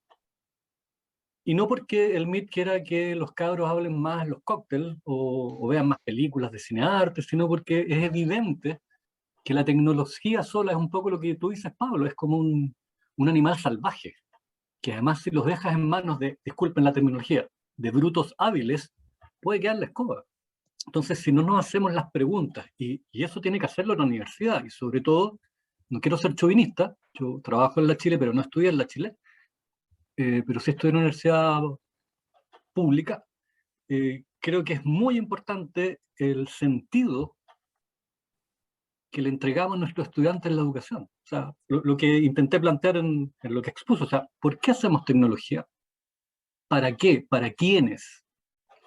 El modelo dice que si yo desarrollo tecnología, una empresa me lo compra, eso implica que la universidad se anote un poroto porque gana plata por la patente, pero además el overhead, ¿no es cierto?, ahí corta su colita, pero además hoy día los rankings son los doctores, son las patentes, ¿no es cierto? Bueno, ¿para qué? Esa es una pregunta que nos podemos hacer. Yo, la Universidad Neoliberal creo que también, ojalá la convención saca a cargo de la educación superior, pero que tenemos que volver a conversar la universidad, y volver a conversar la universidad es, y creo que muchos de ustedes lo saben, es volver a plantearnos por qué los académicos y investigadores se han vuelto unos burócratas que tienen que llenar una serie de papeles en vez de estar investigando y enseñando. Porque hay que buscar patentes. Hablaba hace poquito con un amigo que se gana anillos y esas cosas importantes, y el tipo estaba súper choreado en una universidad estatal, porque el impulso y finalmente el objetivo donde los van a obligar es a patentar cosas, lo que implica dirigir la investigación hacia cuestiones que no necesariamente son de bien común, sino que son vendibles. ¿Ya? En el área de la biología, por ejemplo, hay enfermedades que no les interesan a las farmacéuticas, ¿no es cierto? Y otras que sí, por ejemplo. Entonces, insisto, no tengo la solución, Pablo, es una tremenda pregunta la que me tiraste, así, cabecear una catedral, o sea, súper buena onda, incluso una puñalada que me mandaste, pero creo que la formación, y esa es la pega nuestra los profesores, y termino con que también creo que es la pega de los estudiantes. Vivimos una etapa de Zoom donde parece que las clases se volvieron ver tele, y podéis ver el programa después. Es como un Netflix fome, ¿no? Las clases. Si no apuramos a nuestros estudiantes y no los obligamos a preguntarse más allá de estas cosas, no sé, pues, ¿para qué nos vamos a quedar de que la Chile, los puntajes, los ingenieros? Vámonos, todos cerramos por fuera. O sea, yo creo que ahí lo primero obviamente recae en los profesores. Pero recuerden que los que apuran a los profes son los estudiantes. Los profes somos unos viejos que podemos tener buenas intenciones, pero hace rato que hacemos lo mismo, sabemos estas cosas y no otras, por lo tanto que nos muevan la silla nos va a incomodar. Pero tienen que movernos la silla y esos son ustedes. Gracias, Andrés, por esa respuesta. Le voy a dar la palabra a Andrés Sangüesa, que quizás debe tener una pregunta para Andrés Monares, y después vamos con la de Ernesto San Martín, que quedó pendiente de la charla anterior. Sí, gracias, Gonzalo. Bueno, hola, profesor. También un exalumno acá de sus clases de ciencia, no me acuerdo el ramo de filosofía, donde decía que los científicos también eran creadores en Dios. Me acuerdo de ese súper buen ramo. Pero más allá de eso, yo, igual que la pregunta anterior, no sé si una pregunta, es más como un comentario, porque estoy seguro que en alguna parte de mi comentario hay una pregunta que aún no logro formular. Yo tuve un emprendimiento y se trataba, en corto, se trataba de hacer prótesis más rápidas con impresión 3D, ¿ya? Y podía hacer los mismos pacientes que hacen a mano, lo hacen, no sé, 100 pacientes al año, yo podía hacer 400 pacientes al año. Y llegó un punto, me empecé a preguntar, oye, pero ¿realmente estoy aportando a la sociedad? O sea, ¿realmente esas personas no habrían tenido prótesis si yo no hubiese estado? ¿Habrían contratado otras personas que igual lo hubiesen hecho la prótesis? ¿En qué realmente estoy aportando? Y empieza uno como a preguntarse, a traquear hacia atrás, y me preguntaba otras cosas. Por ejemplo, oye, esto de imprimir en 3D tampoco es muy amigable con el medio ambiente, porque uno usa plásticos que en la teoría son biodegradables y todo, pero tienen toda una cadena de carbono atrás. Entonces al final decía, ¿realmente le estoy haciendo un bien a la sociedad con lo que estoy haciendo? Además, ni siquiera estaba ganando plata, así que ni siquiera era como que era incapaz de responder todas esas preguntas hacia atrás, porque cuando trataba de hacerle una pregunta, por ejemplo, al chino que me vendía el filamento para impresión 3D, oye, ¿cuánto es la huella de carbono esto? No me contestaban porque no le importaba, y yo creo que era altísima, porque también era barato el material. Entonces, cuando uno trata de ser como responsable para con todos los actores, que es la sociedad en general, porque podéis ser responsable con uno, pero al ser responsable con uno, eres malo con el otro. Cuando tratas de ser responsable, se vuelve una tarea titánica, incapaz de abordar y incapaz de poder discernir si realmente le está haciendo un bien a la sociedad o no, ¿ya? Y eso no es solamente una responsabilidad de uno, sino que tratas de intentarlo y no encuentras la respuesta. Y eso solamente en buscar la respuesta es una empresa en sí misma, no una empresa de SPA, sino que un barco. Entonces al final me era imposible responder si realmente le estaba haciendo un bien a la sociedad con lo que estaba haciendo. Y después, pasado el tiempo, ya decía, pucha, ¿sabes qué? Yo creo que me compraron también, porque ellos tienen una visión parecida a la que tiene uno. Oye, esto es tecnológico, es bueno, comprémoslo, es mejor que el otro. Pero nunca se pararon a preguntarse, oye, pero este gallo está emitiendo más carbono que el otro, y al protecista que le están quitando el trabajo le está haciendo mal. La pregunta si le estoy haciendo bien a la sociedad es extremadamente compleja, y yo me atrevería a decir que es imposible responderla individualmente y para cada uno de los actores. Entonces al final uno vela por su círculo cercano. Eso termina pasando, y es una consecuencia como inevitable de... Bueno, no sé si... Sé que hay una pregunta formulada ahora ahí, pero ese es como mi comentario. A ver, voy a intentar ver una respuesta que está también por ahí un poco... O la pregunta no formulada. Mira qué poético nos pusimos. A ver, Andrés, yo creo lo primero es que yo celebro que tú te hagas esas preguntas. Yo creo que todos nos hemos cruzado en el mundo de la ciencia y tecnología con gente que le echa para adelante nomás. ¿Está ahí? Entonces, lo primero es esa conciencia. Ahora, sí, vivir de manera impoluta es como los puristas ultrones en política, ¿no? Ese concurso, sobre todo a la izquierda, que le encanta saber quién es más puro que el otro, ¿no? Y lamentablemente, o quizás afortunadamente, eso es imposible. Porque la vida humana tiene la complejidad de que nos mezclamos con personas que, si bien es cierto, compartimos una cultura, tenemos un montón de cosas diferentes, no radicalmente diferentes, pero sí diferentes. Como tú dices, por ejemplo, ya, yo puedo hacer una solución más barata, le quito la pega a alguien, pero además contamino. tiene que ver mucho también con el hecho de que, como todo esto es complejo e interrelacionado, en la sociedad neoliberal nos han convencido que todos estamos por nuestra cuenta. Por lo tanto, tú eres un gallo súper raro que se hace esas preguntas, porque tú deberías marginar más y ese ser tu norte, ¿no? O tu sur, no sé. Y qué bueno que no es así.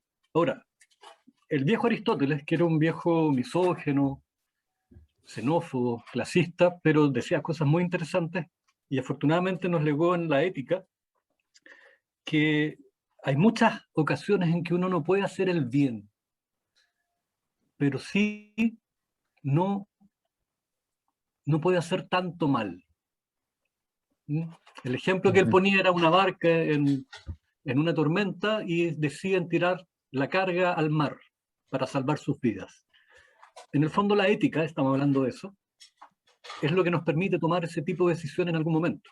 Ahora, ¿qué yo diría? No sé si como consejo, no me atrevo a aconsejarte a alguien que trabaja en eso, es mejorar los procesos. O sea, es posible mejorar ese plástico, bajar la huella de carbono, y hay cosas a veces que uno tiene que elegir y hacer prioridad.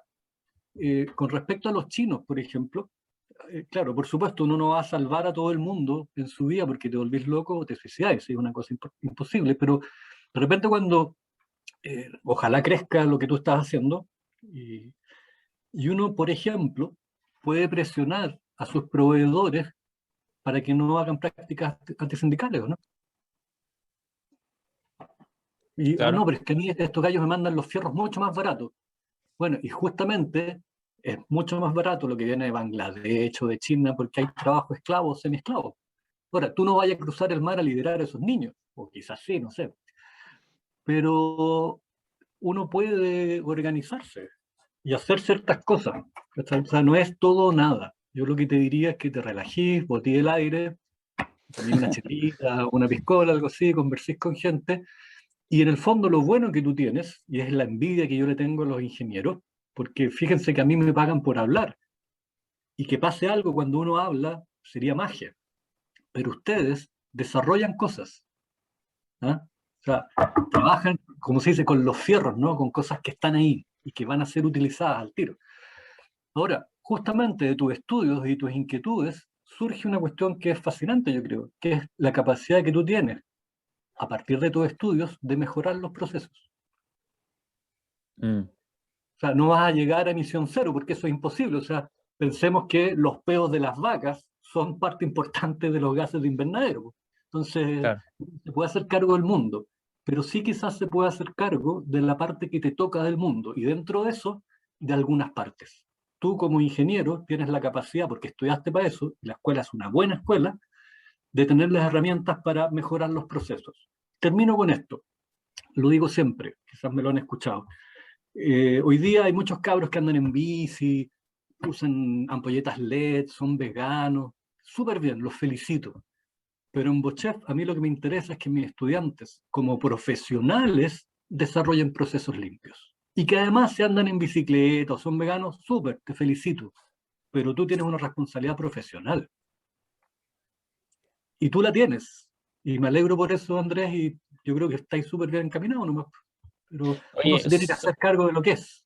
solo como comentario final, también en esta línea, la otra vez me robaron un celular y dije, ya voy a comprar uno y no lo voy a comprar a los chinos porque esto no le importa nada al cambio climático, y busqué un celular sustentable.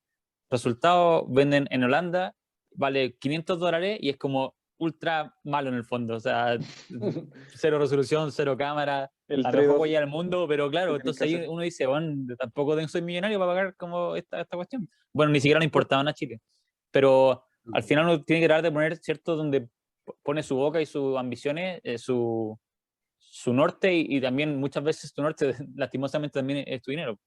Tratar de ser siempre consecuente es extremadamente difícil. Bueno, eso, gracias, profe. Gracias, gracias Felicidades, Andrés. felicitaciones. Y gracias Andrés. Me gustaría pedirle, antes de darle la palabra a Ernesto, para que le haga su pregunta a Martín. Creo que iba más enfocado a lo que comentó Martín. Que si las respuestas pueden ser a lo mejor un poco más cortas para tratar de generar más interacción y a lo mejor Eso es difícil. no demorarnos tanto más tiempo. Adelante, Ernesto. No, yo solo tenía una, pero bueno, es una pregunta genérica nomás, más bien de la argumentación, digamos. Cuando escucho a Martín y escucho el uso de los imaginarios, qué sé yo, claro, a mí me gustaría entender cómo, cómo uno se da cuenta que hay algo que se llama imaginario que es compartido por una gran parte de la población o no, porque a lo mejor es una proyección de mi imaginario sobre un grupo de personas, ¿no sé? Eso. Para hacerlo, voy a tratar de hacer una explicación metodológica, pero simple. Yo distingo el imaginario como algo colectivo y como distribuido, y digo que uno tiene imágenes o imaginaciones, pero como que el imaginario es como una cosita, como es algo como más concreto. ¿Por qué es concreto? Porque a diferencia de como uno haciendo la representación o uno explicándole a otra persona lo que piensa, porque al fin y al cabo una visión de tecnología o una visión de futuro puede ser un pedazo de texto, pero es una descripción o una narrativa, no tiene por qué ser un monito o un video. El imaginario empiezas a encontrar como múltiples evidencias. Y hubo 3 evidencias para mi investigación. Una de ellas tiene que ver con diagramas o representaciones.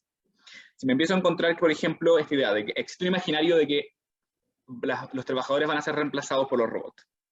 El imaginario de la automatización es empujado por específicas empresas, por específicas organizaciones, por específicos agentes de gobierno. Nos dicen que vamos a ser reemplazados, que tenemos que obtener ciertas habilidades, y hay diagramas de eso, y demuestran cómo los robots están creciendo, cómo la inversión de robots, cómo la inteligencia artificial va, y tú ves eso, ahí, y te apoyan eso con el argumento. Lo segundo, reviso prensa y media para poder decir, ok, esto va evolucionando.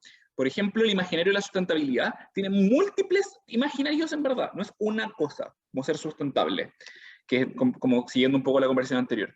Entonces, esos pedacitos de imaginarios, uno los puede ir siguiendo. Por ejemplo, el imaginario de que ser sustentable es reciclar, que es como el más simple o el más como difundido. Pero después está el imaginario de las energías limpias. Después está el imaginario de como la decarbonización. Después está el imaginario del decrecimiento. Y todos esos imaginarios son sustentables, pero forman como un rango de posibilidades y están en disputa, porque no están resueltos. Y en algunas partes del mundo el decrecimiento es la mano, como en Holanda. Entonces ellos no les importa tanto ya crecer económicamente, están peleando contra su imaginario del crecimiento infinito con la idea del decrecimiento. Y eso es lo sustentable. Pero para nosotros, que estamos pasando como quizá de lo reciclaje y de como el impacto personal, a como, en verdad, como a los cambios sistémicos, como de infraestructura energética y de ciudades más sustentables y limpias, y de como la responsabilidad está en el gobierno, no solo en ti. Entonces, son actos individuales más actos colectivos. Entonces, ese imaginario tiene consecuencias políticas, culturales, tecnológicas, de qué, en dónde se invierte, qué es esto. Y eso empieza a verlo uno. Por ejemplo, Chile en los últimos 5 años ha tenido una enorme política en energías renovables. Entonces, sabemos que hay una transición, no simplemente técnica, de que hay más inversión, más desarrollo, más oportunidades de trabajo, sino como ideológica al respecto. Y por último, yo utilizo entrevistas a actores relevantes. Entonces yo digo, okay, ¿quiénes son los que están cortando el queque hoy en esto? Entonces voy y entrevisto a esa gente. Por ejemplo, para mi tema de tesis, estoy estudiando si existen futuros latinoamericanos y qué los caracteriza, y cuál es su relación con las tecnologías latinoamericanas. Entonces, ahí hay un tema de cómo regionalizamos o nacionalizamos y decimos que, no sé, los argentinos dicen que el helicóptero es de ellos y tienen hasta el del día del inventor. Y los lápices Bic los inventaron los argentinos. ¿Cuáles son las invenciones chilenas? ¿Cuánto hablamos de ellas? ¿Qué significa una tecnología chilena? Entonces podemos quizá hablar de Vender o de los robots que hacen ahí, pero ¿cuánta gente sabe de eso? Entonces, incluso en Chile quizá alguien va a pensar antes en la vacuna de la hepatitis de Valenzuela, antes que los robots que están haciendo Sembuchef y que ganaron la RoboCup.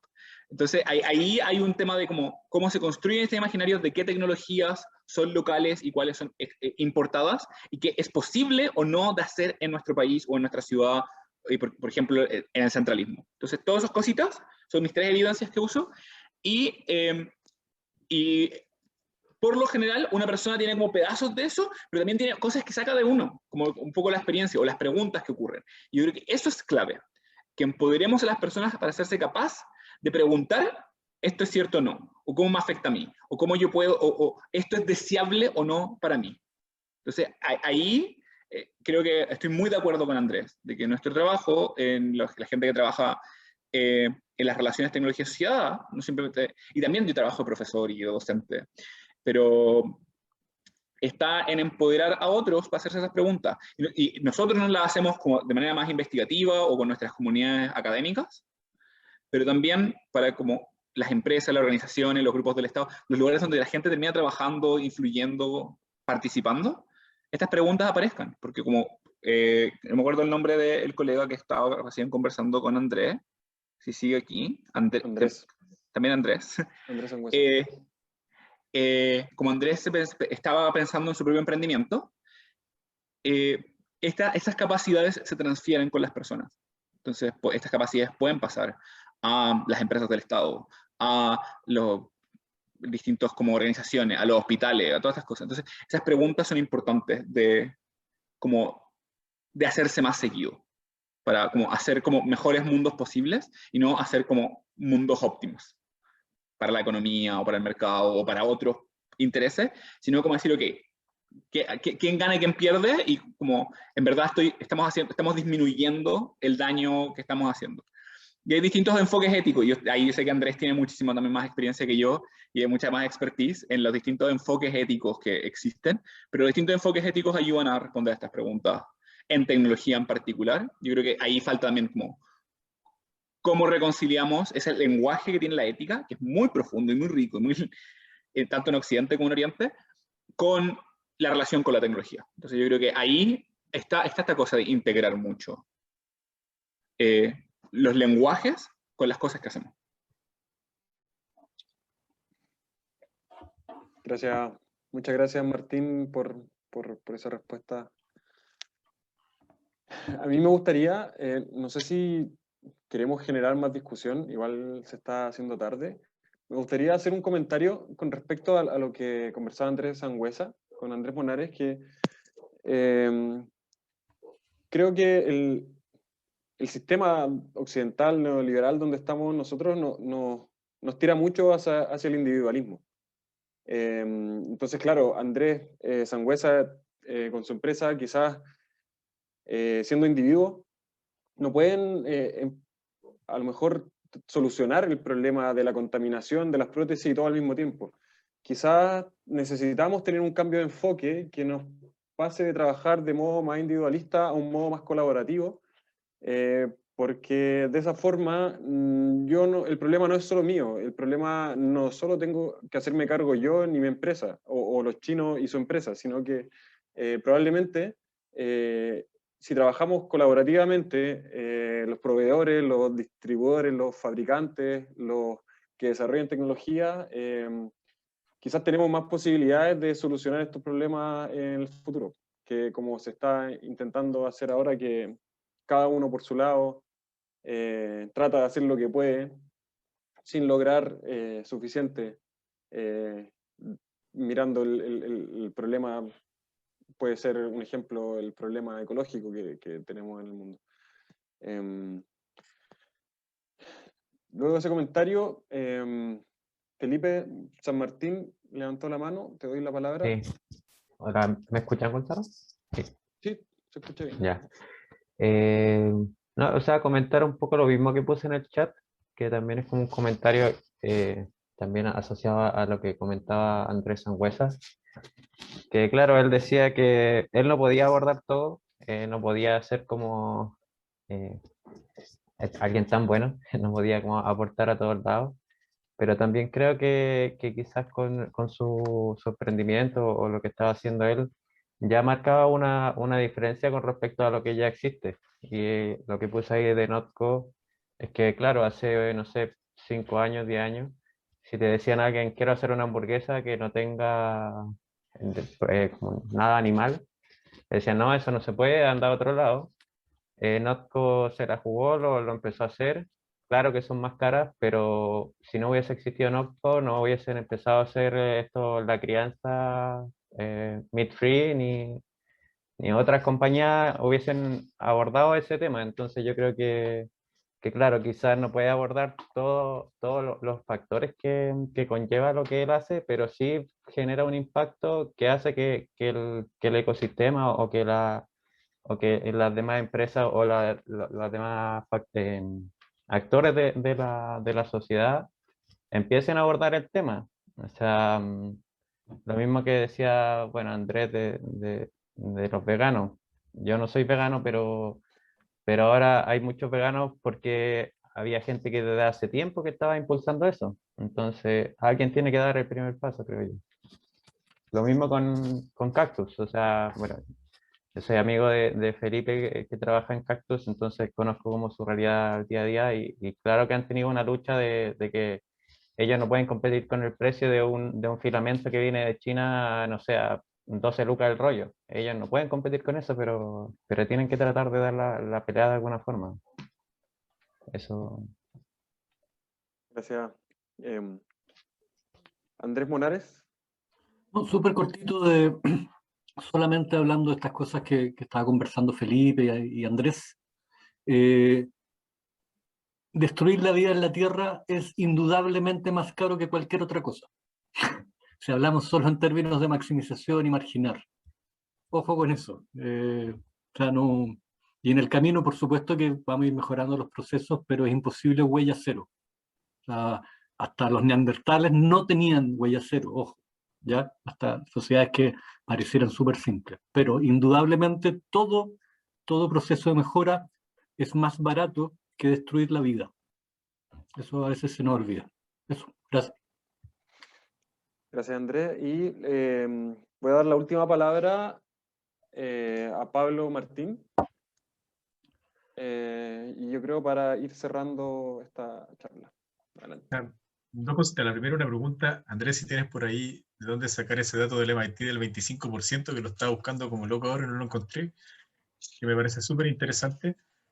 Y lo otro que me llama la atención, que, bueno, una cosa que me llama mucho la atención en economía, la parte de economía de la universidad, es que solamente se enseña una economía y se le llama economía. Y eso para mí tiene otro nombre, más adoctrinamiento que enseñanza. Eso es un tema delicado porque nos cierra la posibilidad de poder abrirnos a nuevas ideas, independiente de que uno esté de acuerdo o no con otro sistema.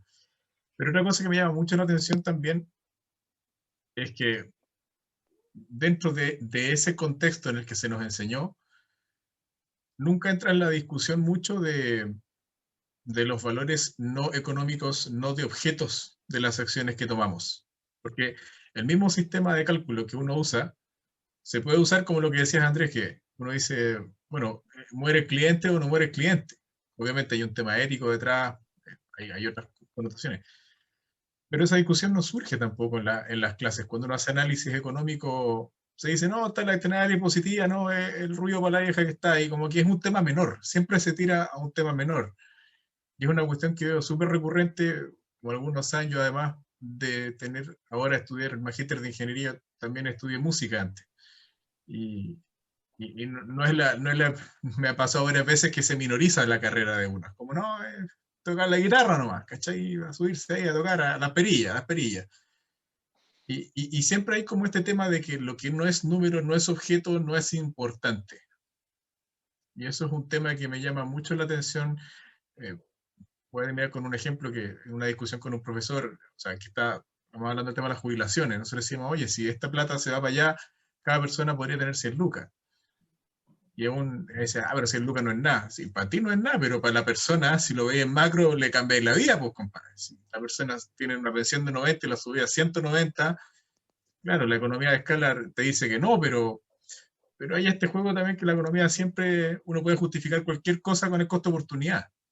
Y eso es una cuestión que se vuelve un arma de doble filo, pero brutal al momento de hablar de estas cosas. Eso era lo que quería decir. Gracias. Gracias, Pablo. Doy la palabra para las últimas réplicas, quizá a los comentarios de Pablo y vamos cerrando. Dale, Andrés. Oye, ya, está en el Boston Globe, ella, la decana se llama Fitzgerald. Si no lo encuentran, me dice y te lo mando yo, o él quiere que le interese. Es una columna de opinión, pero también nosotros voy a pasar publicidad, la unidad donde yo trabajo tenemos un texto que se llama Cuadernos de Beauchef, Ciencia, Tecnología y Cultura, donde se entrevistó en el número 3, si no me equivoco, un profesor Rayo, que es parte de Humanidades del MIT, y los tipos, por ejemplo, estaban en esas cosas que uno envidia, ¿no? Estaban en una reforma curricular, y lo que el tipo dice, mira, francamente, lo que no vamos a cambiar son las humanidades. Todo lo otro se va a revisar. En fin. Sobre la economía, bueno, quienes me conocen sabrán que ese es el fuerte de mi trabajo. Otra publicidad, acabo de sacar un libro sobre eso, barato. Eso fue vil, sí sé que fue vil, pero bueno, lo dice. Y claro, a ver, más allá de lo político, y la economía es muy política, el punto es que en términos académicos de investigación, para mi gusto es fatal que a nuestros estudiantes le limitemos toda la realidad a una variable. O sea, esa es una disciplina muy mediocre. Estoy hablando en términos académicos, podría hablar en términos morales, ambientales, por supuesto que políticos, pero sencillamente en términos académicos, una disciplina. A ver, ustedes son del área. Entre sacar es mi ejemplo estrella para mí que soy ignorante en estas cosas, entre sacar una ecuación de primer grado y una más compleja no hay por dónde perderse. Entonces la economía es eso, es el reduccionismo económico donde hay una sola medida y esa medida se impone a través de la academia y políticamente. Para terminar, fíjense la discusión de los programas de los candidatos. ¿Se han dado cuenta que solo se discute de economía? ¿Qué pasa con el arte, con la cultura, con la educación, con la salud?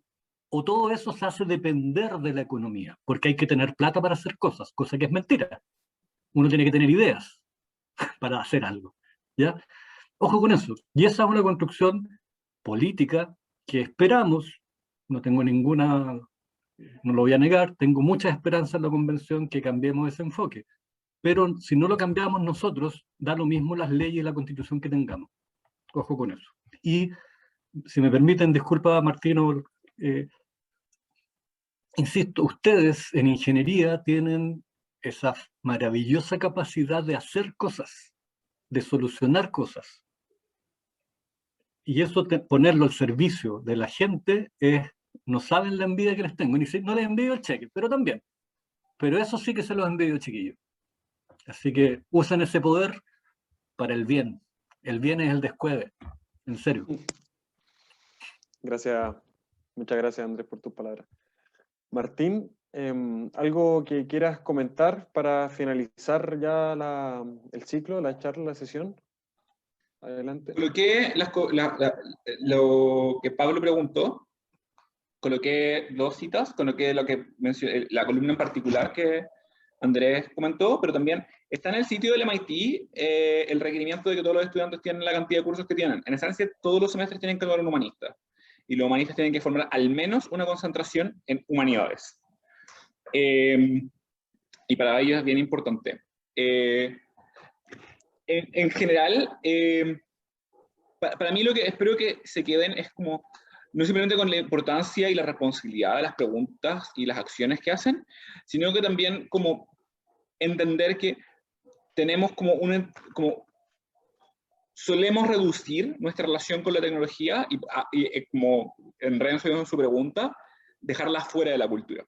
Entender que lo que hacemos es parte de la cultura local de nuestra ciudad, de nuestra institución, de nuestra universidad, de nuestro trabajo, es clave para empezar a entender y hacernos cargo de las inequidades, de las desigualdades, de los conflictos ambientales que generan las tecnologías y que siempre los van a hacer. Y a medida que queramos como cambiar el mundo implica tomar consecuencias, realizar acciones, generar males a alguien de alguna manera. Y eso es algo que podemos disminuir con participación, podemos tomar soluciones más inteligentes, podemos hacer decisiones que sean más estratégicas en términos ambientales o comunitarios, y que hagan sentido. Creo que es súper importante que construyan sentido. Y esa construcción de sentido del quehacer tecnológico requiere incorporar en el trabajo de los ingenieros, de los programadores, de la gente que está realizando intervenciones de todo tipo, el incorporar la reflexividad que nos entregan estos campos de estudio que Andrés y yo nos dedicamos. y esa reflexiva se integra leyendo cosas entretenidas que les interesen a ustedes, pero que salen de lo técnico, se integra trayendo gente interesante a la conversación o viniendo a charlas como esta u otras, que existen muchísimas. Hay unas comunidades muy grandes en Chile que tienen muchas ganas de valorizar y de situar el trabajo que los ingenieros hacen en su día a día, y yo creo que en general son pocos los ingenieros dispuestos a tener estas conversaciones. Yo creo que el trabajo de lo que hace Andrés y la gente en Ethics y en otras universidades apunta hacia allá, pero creo que es un desafío enorme para las comunidades en particular que están haciendo inteligencia artificial y robótica y cosas tan como brillantes y carismáticas y entretenidas y llamativas y lucrativas. El tener estas reflexiones y estas conversaciones más difíciles resulta contraintuitivo con los incentivos como perversos que uno se encuentra de ir por el trabajo, tener un gran cheque, cambiar el mundo y después como que alguien verá las consecuencias que pasen. Y yo creo que si a medida de que como hacemos las transformaciones tecnológicas, tenemos estas conversaciones con las comunidades, las transiciones que generan esas tecnologías van a ser más beneficiosas para tanto los productores de ellas como para las comunidades que están sirviendo. Eso. Muchas gracias Martín por esas palabras finales. Bueno, nosotros como corporación, nuestro objetivo también es generar estos espacios de reflexión, porque entendemos que es importante y bueno, claro, como decía Martín, o sea, Andrea en un comienzo, es parte de por qué decidimos tomar esta iniciativa, hacer la pega, formar la corporación y todo lo que implica el organizarse como un grupo humano, porque creemos que hay cosas que es necesario hacer diferentes y nosotros estamos dispuestos a hacerlas diferentes. Bueno, con esas palabras finales, les quiero agradecer a ti, Martín, y a ti, Andrés, y a todos los que asistieron. Muchas gracias por estar acá. Muy buena, encuentro que fue muy buena la conversación, muy buenas las presentaciones. Esperamos tenerlos en el futuro en distintas actividades. Nosotros vamos a seguir generando espacios tanto para reflexiones éticas, humanas, para aprendizaje de tecnología. Vamos a seguir enseñando programas robots, pero también es importante tocar este punto que son las consecuencias, son las influencias, son los conflictos que pueden surgir al enseñar este tipo de tecnologías digitales y que, bueno, querámoslo o no, van a seguir creciendo y ahí tenemos que estar, ojalá que crezcan en un camino que no destruya el planeta y a la humanidad en los próximos 50 años o 100 años. Muchas gracias a todos, muchas gracias por estar y nos vemos en una próxima oportunidad. Hasta luego.